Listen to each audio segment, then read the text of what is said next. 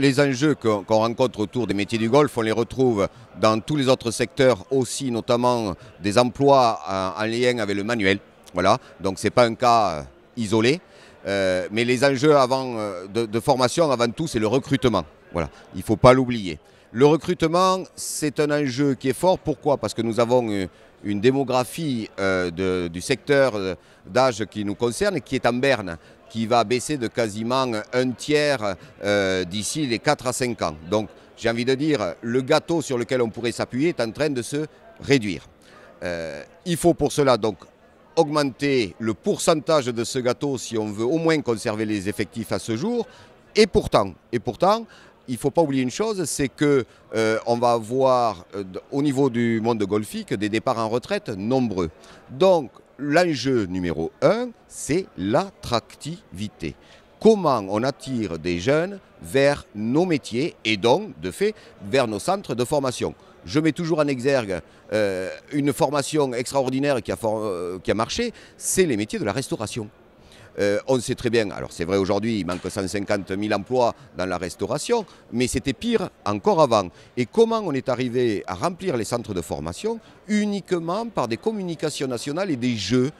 Aujourd'hui, vous êtes capable de me donner des stars de cuisiniers et les jeunes, par ce phénomène entre guillemets de mode auquel ils sont énormément soumis aujourd'hui, sont rentrés dans les centres de formation. Tout le monde connaît STE Betch, tout le monde connaît Lignac, etc.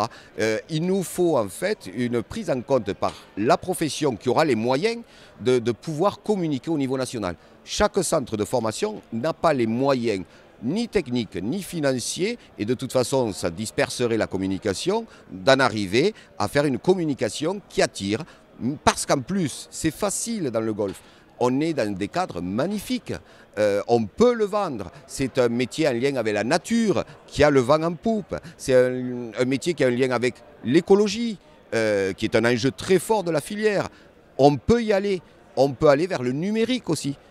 Aujourd'hui, on gère peut-être les terrains de manière un peu plus empirique, mais demain, il y aura des drones qui vont analyser la nature des sols, les carences des sols.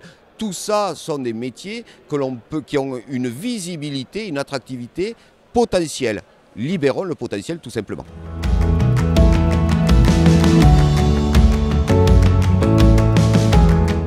J'ai envie de dire, il y a 4 métiers quand on parle avec les professionnels sur lesquels il faut qu'on s'appuie. D'abord, il faut un manager, c'est le greenkeeper, l'intendant. On gère avant tout de l'humain. Donc il faudra des managers aujourd'hui, ces greenkeepers, qui maîtrisent l'humain. On sait très bien, le fait de recruter des agents ou de les manager au quotidien est un vrai travail. Voilà. Il faudra donc acquérir de vraies compétences. Ensuite, lorsqu'on parle avec eux, il va y avoir le défi au niveau des jardiniers de golf du tournant agroécologique. Indispensable. Pourquoi? N'oublions pas, on vend un service. On vend un service à des golfeurs, mais aussi on a une image sociétale. Là-dessus, encore une fois, il faudra qu'on ait des jardiniers qui soient capables de relever ce défi, c'est-à-dire la réduction des produits phytosanitaires au niveau des golfs. Le deuxième enjeu, le troisième métier qu'il va falloir mettre en œuvre, et on est les seuls actuellement sur l'établissement de Neuvic, c'est d'avoir monté une formation de mécanicien de golf. Il ne faut pas oublier une chose, c'est qu'aujourd'hui, d'abord, dans tous les secteurs, la mécanique pose un gros problème d'attractivité. Effectivement, c'est moins facile à vendre, par exemple, que jardinier ou manager. Mais l'agroécologie est toujours, que ce soit en agriculture, dans la foresterie, passe par la mécanisation. Ce qu'on faisait avant par les produits phytosanitaires, c'est la mécanique qui pourra les remplacer. On a donc des matériels mécaniques de plus en plus pointus, mais aussi de plus en plus exigeants en conduite, en maintenance, etc. Et donc, le métier de mécanicien conducteur, parce que pour moi, ils vont de pair, vont s'accentuer dans l'exigence liée à l'agroécologie. Et puis le quatrième métier indispensable, lié tout simplement au réchauffement climatique, ça va être les fontainiers, c'est-à-dire tout ce qui concerne l'irrigation. Comment, là aussi, dans le cadre de l'agroécologie, on a des jolis terrains, toujours verts, fragilisés un peu plus par des conditions climatiques compliquées, mais qui consommeront moins d'eau. Parce que ça aussi, on ne nous le pardonnera pas. Donc, on a des enjeux à tous les niveaux, que ce soit au niveau de l'humain, du réchauffement climatique ou de l'agroécologie, qui sont les vrais virages de demain dans le monde golfique.